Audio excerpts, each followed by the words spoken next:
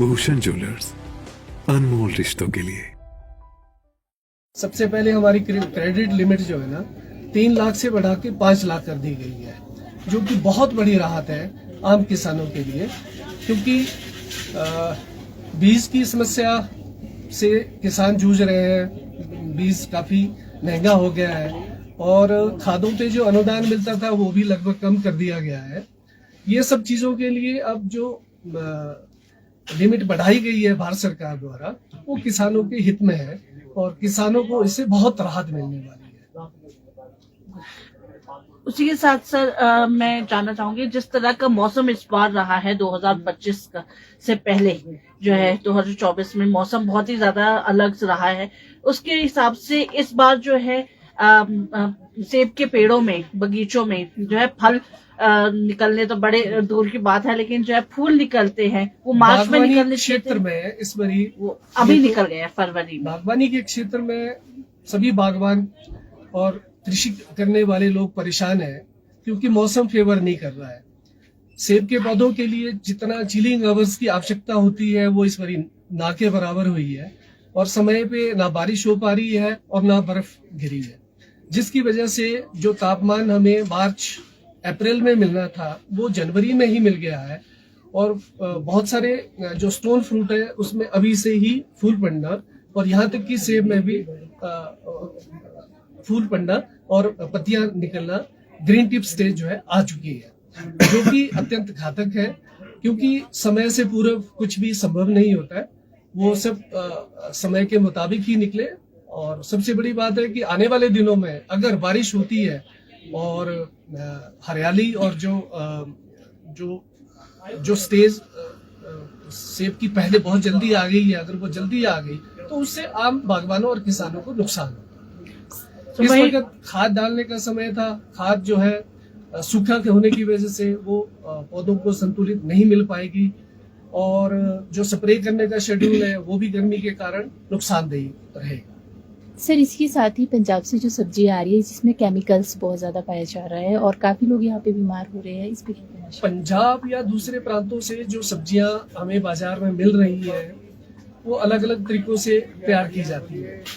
सबसे बड़ी बात है कि किसान जो पंजाब के किसान है वो जो टॉयलेट वाला पानी होता है उसको खेतों में डाल देते हैं, या बहुत सारे लोग केमिकल इंजेक्शन का भी वो यूटिलाइज करते हैं। जो केमिकल से तैयार की गई सब्जी है वो अत्यंत घातक रहेगी, उससे कैंसर और दूसरी बीमारियां होने की संभावना रहती है। वो बहुत घातक है आम लोगों के लिए, आम जनता के। वही सर जो है ऑर्गेनिक खेती की तरफ को भी बढ़ी थी सरकार और शुरुआत की गई थी हिमाचल में भी। आपको क्या लगता है कि उसका जो ट्रायल है रिस्पॉन्स किस तरह का आया है? हिमाचल प्रदेश में पूर्व सरकार जो भारतीय जनता पार्टी की थी और उस वक्त जो हमारे राज्यपाल थे उन्होंने बहुत अच्छा इनिशिएटिव लेके ऑर्गेनिक खेती की तरफ प्रोत्साहन दिया था और बहुत सारे लोगों ने उसको एडॉप्ट किया है और अभी लोग उस खेती को कर भी रहे हैं। उसके हमें बहुत सारे फायदे हैं। एक तो केमिकल हमें अपनी फसलों में नहीं डालना है। जो घरेलू हमारे नुस्खे होते हैं, जैसे उसमें गौमूत्र होता है, लस्सी होती है, उनसे उनके मिश्रण से जो हम पौधों के लिए जो जैविक तरीके से हम खेती बाड़ी करते हैं, एक तो उसमें खर्चा नहीं आता है और दूसरी बात जो उस तरह से हमारा फ्रूट या सब्जियां तैयार होती है वो सेहत के लिए भी अच्छी है। सर, इसके साथ ही आपसे पूछना चाहेंगे, जो सरकार इस वक्त प्रदेश में है वो बागवानों के हित में किस तरह का कार्य कर रही है?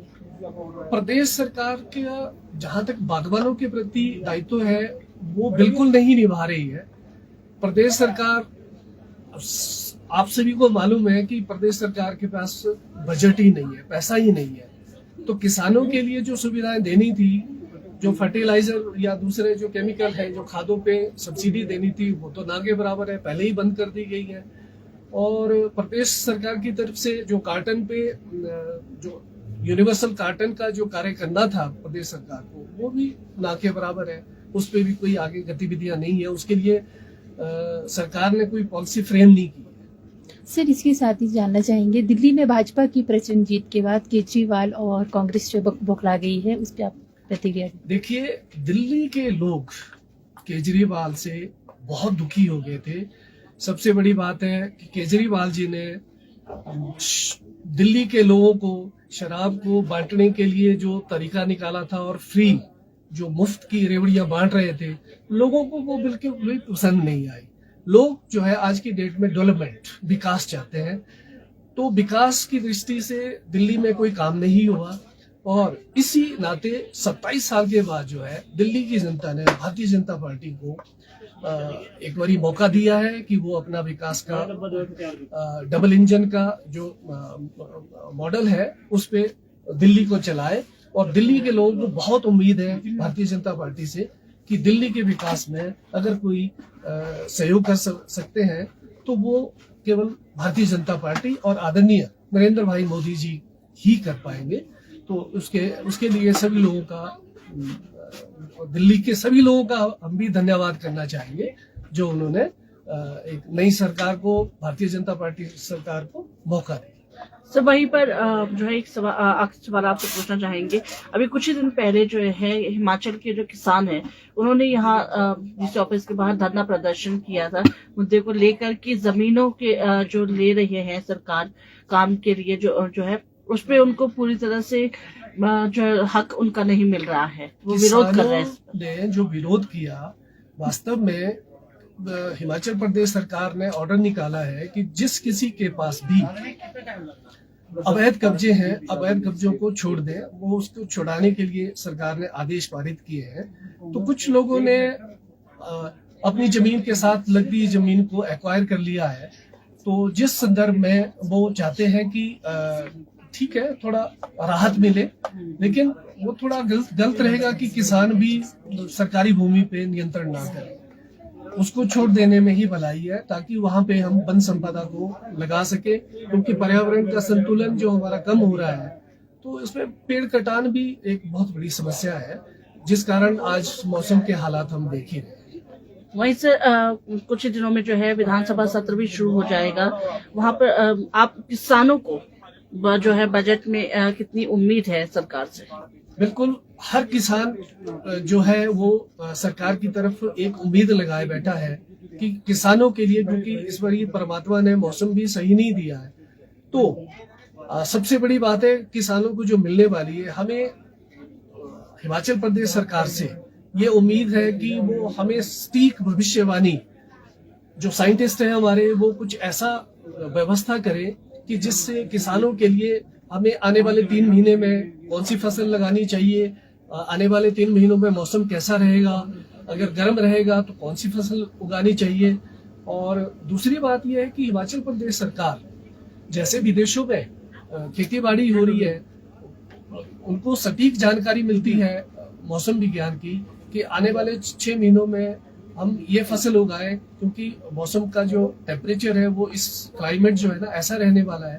तो उस तरीके से हिमाचल प्रदेश सरकार बागवानी निदेशालय को या साइंटिस्टों को उस तरीके से तैयार करें कि जो किसानों को आधुनिक जानकारी दें कि आप इस तरह की फसल उगाएं जिससे